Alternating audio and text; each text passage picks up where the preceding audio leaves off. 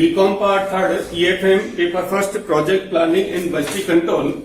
इस पेपर में अंतर पढ़ रहे थे अपन मेथड्स ऑफ कैरेक्टर बस्टिंग और मेथड्स ऑफ कैरेक्टर बस्टिंग के अंतर्गत हम देख रहे थे average rate of return method.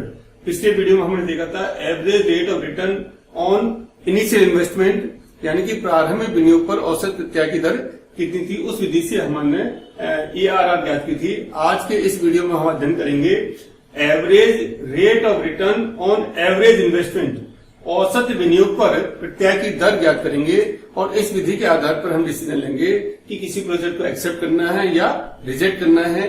तो डिसीजन का तरीका वही है जो पिछली विधि में था, यानी कि जिसकी ARR average rate of return सबसे अधिक होगी उस प्रोजेक्ट को हम एक्सेप्ट करेंगे और जिनकी कम है उनको हम रिजेक्ट कर देंगे। मान लीजिए एक ही प्रोजेक्ट है, उसी को स्वीकार करना है अथवा अस्वीकार करना है, तो ARR हम ज्ञात करेंगे इस विधि के हिसाब से। और मैनेजमेंट में जो एक्सपेक्टेड रेट ऑफ रिटर्न तय कर रखी है उससे यदि ये ARR अधिक आती है, बराबर आती है, तो उस प्रोजेक्ट को हम एक्सेप्ट कर लेंगे। सपोज करिए यदि मैनेजमेंट चाहता है कि प्रोजेक्ट से हमें मिनिमम एक्सपेक्टेड जो रेट ऑफ रिटर्न हो 10% होनी चाहिए, और जब हम ARR ज्ञात करते हैं एवरेज रेट ऑफ रिटर्न और एवरेज इन्वेस्टमेंट के आधार पर, और ये आती है सपोज 12%, तब चूंकि ये इससे ज्यादा है तो इस प्रोजेक्ट को हम एक्सेप्ट कर लेंगे। इसके बराबर या इससे अधिक होने पर हम इसको स्वीकार किया जाएगा। सपोज करिए अगर ये आती है केवल 8%, तो चूंकि ये इससे कम है इसलिए इस प्रोजेक्ट को हम रिजेक्ट कर देंगे। अब मान लीजिए आपके पास में ABC 3 प्रोजेक्ट हैं और A प्रोजेक्ट की आपकी आती है 10%, इसकी आती है 12% और इसकी आती है 15%। तो हम इस विधि के हिसाब से कौन सा प्रोजेक्ट एक्सेप्ट करेंगे जिसकी ARR average rate of return सबसे अधिक होगी। तो हम यहाँ देख रहे हैं कि A की है 10%, B की है 12% और C की है 15%। तो हम C को सेलेक्ट करेंगे क्योंकि इसकी रेट ऑफ रिटर्न सबसे अधिक है। यदि हमें प्रायोरिटी तय करनी है तो हम प्रायोरिटी नंबर 1 को उसको देंगे जिसकी रेट ऑफ रिटर्न सबसे अधिक है। तो यहाँ पर प्रायोरिटी नंबर 1 C प्रोजेक्ट को मिलेगा, थोड़ी उससे कम है प्रोजेक्ट मिलेगा 12% है, और थर्ड नंबर मिलेगा आपको A प्रोजेक्ट। तो प्रायोरिटी जो तय की जाती है जिसकी रेट ऑफ रिटर्न सबसे अधिक है उसको नंबर 1, उससे कम है उसको 2, ऐसे ही हम क्रम तय करते हैं। अब हम यहाँ लेते हैं क्वेश्चन। इस विधि के आधार पर हमें ARR ज्ञात करनी है। सपोज इनिशियल इन्वेस्टमेंट 10,000 है, annual cash flow after tax and before depreciation ₹1,750 है, और एस्टिमेटेड लाइफ 10 ईयर्स है, साइलेंट वैल्यू निल है। ये इन्फॉर्मेशन आपको दे रखी है। इनके हिसाब से average rate of return on average investment के आधार पर आपको ARR की ज्ञात करनी है। तो फॉर्मूला क्या है इसमें?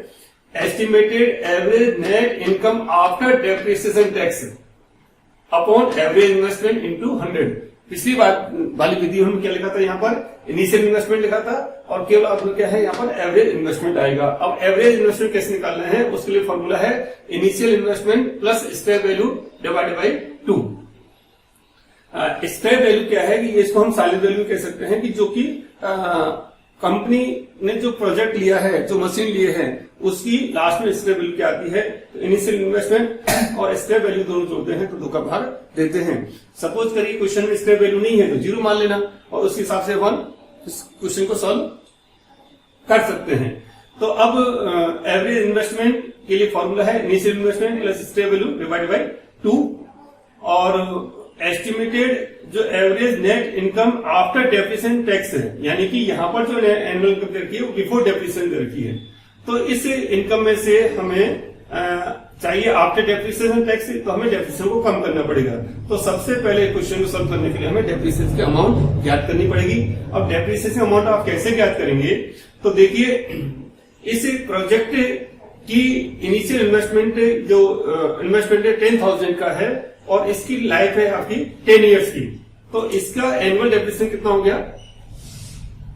Initial outlay investment upon expected life 10 years, तो 1,000 डेप्रिसिएशन पर ईयर हो गया। अब पर ईयर इसका 1,000 इसका जो डेप्रिसिएशन है, इसको हम जो एनुअल कैश इनफ्लो है जो बिफोर डेप्रिसिएशन रखे, इससे डेप्रिसिएशन कम कर देंगे। तो 1,000 750 माइनस 1000 डेप्रिसिएशन के, तो ये आ गया आपका 750 रुपए के आगे annual cash flow after tax and after depreciation 750 rupees, ये आपकी अमाउंट आ गया। अब आप क्या चाहिए, एवरेज इन्वेस्टमेंट। तो एवरेज इन्वेस्टमेंट का फॉर्मूला क्या है, इनिशियल इन्वेस्टमेंट कितना है 10,000 प्लस स्क्रैप वैल्यू, सॉल्यूशन निल है तो 0 अपॉन 2, तो ये आ गया आपका 5,000। अब आपके पास दोनों फिगर हैं, ऊपर वाला जो है estimated average net income after depreciation tax कितना है 750, तो 750 अपॉन एवरेज इन्वेस्टमेंट कितना आएगा 5,000 इंटू 100, 15%। तो इसकी जो ARR कितनी आई 15%। एक बार पहले समझ लीजिए आप कि यहां पर क्या है कि जो एनुअल कैश इनफ्लो दे रखे हैं वो आफ्टर टैक्स बिफोर डेप्रिसिएशन दे रखे हैं। तो पहले हम लोग को डेप्रिसिएशन की राशि याद करनी पड़ेगी, और डेप्रिसिएशन की राशि याद करने का फॉर्मूला है कि जो इनिशियल इन्वेस्टमेंट है उसमें आप एस्टिमेटेड जो लाइफ है 10 ईयर्स का भाग दे दीजिए। तो हमने 10,000 में 10 ईयर्स का भाग दिया, 1,000 रुपीज पर ईयर आपका डेप्रिसिएशन आया, और पर ईयर की जो इनकम थी 1750, इसमें से हमने डेप्रिसिएशन को माइनस किया, तो हमारी नेट इनकम आ गई आफ्टर डेप्रिसिएशन टैक्स 750 रुपए। ये वाला अमाउंट हमें 750 रुपए आ गया। अब आप लोग चाहिए average investment. Average investment formula क्या है, initial investment plus scrap value divide by 2। Initial investment इसमें दे रखा है 10,000, स्क्रैप वैल्यू रखिए निल डिवाइड बाई 2, 5,000 आ गया, और 750 अपॉन 5,000 इंटू 100, तो 15% इसकी ARR आ गई। तो ये क्वेश्चन हो गया सॉल्व। अगर हम आप इसी क्वेश्चन को पिछली वाली विधि से करें, जो कि estimated average net income after depreciation tax upon initial investment थी, तो ये तो आगे थी आपके 750 रुपए।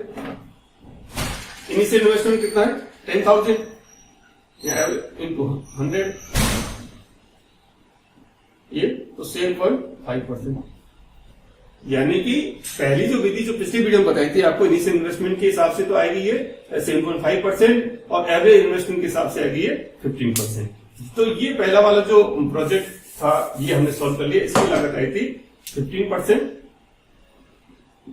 सॉरी एवरेज रिटर्न 50% आया था इस विधि से, और पहली पिछली विधि से आया था इसका 7.5%। अब हम क्वेश्चन नंबर 2 को लेते हैं।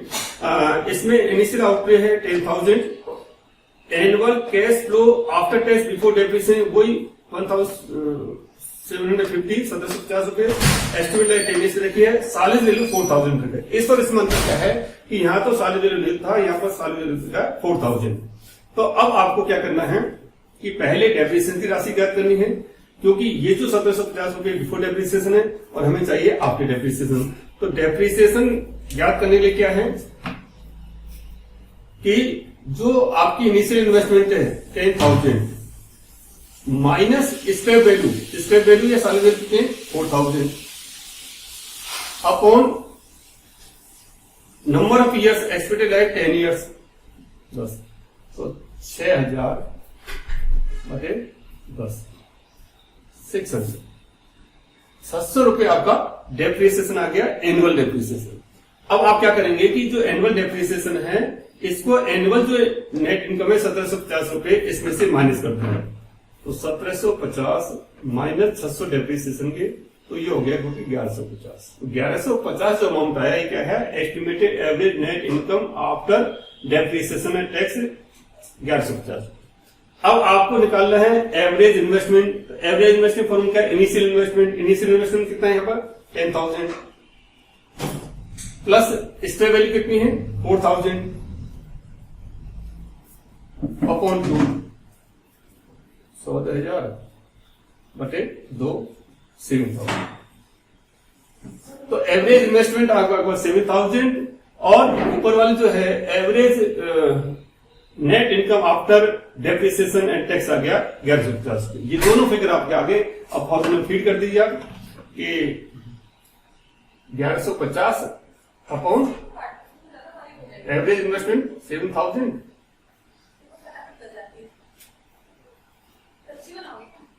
इंटू 100।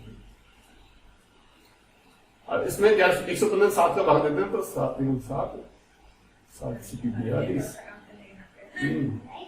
7 से 2 लगभग 16.43% इसका इस विधि से जो इसकी ERR आई वो आ गई 16.43%। अगर इसको हम पुरानी विधि से करें इनिशियल इन्वेस्टमेंट से तो ऊपर वाली राशि तो सेम रहेगी 1150 रुपए, है ना। अब आपको यहां पर आना है इनिशियल इन्वेस्टमेंट, तो इनिशियल इन्वेस्टमेंट कितना था 1150 अपॉन इनिशियल इन्वेस्टमेंट 10,000 इंटू 100, तो इसके आगे 11.5%, ये आ गया आपकी 11.5%। इनिशियल इन्वेस्टमेंट से तो आएगी 11.5% और एवरेज इन्वेस्टमेंट के हिसाब से आएगी 16.43%। मान लीजिए ये दोनों प्रोजेक्ट हैं, इन दोनों में से किसी एक का चुनाव करना है सपोज करिए, तो हम क्या कर सकते हैं कि जिसकी रेट ऑफ ERR सबसे अधिक होगी, यदि हम इस वाली विधि से तुलना करें, इसकी 15% है, इसकी 16.43% है, तो इसकी ज्यादा इसको चुनाव करेंगे। यदि हम इनिशियल इन्वेस्टमेंट से करें तो भी इसकी 7.5%, इसकी 11.5% है, तो इसका चुनाव करेंगे। तो इस प्रकार से आप एवरेज रेट ऑफ रिटर्न के आधार पर डिसीजन ले सकते हैं कि जिसकी ERR अधिक होगी उसको हमें एक्सेप्ट करना है, भले ही आप average rate of return on initial investment से ज्ञात करें या average rate of return on average investment से ज्ञात करें, डिसीजन में कोई अंतर नहीं आएगा। Thank you.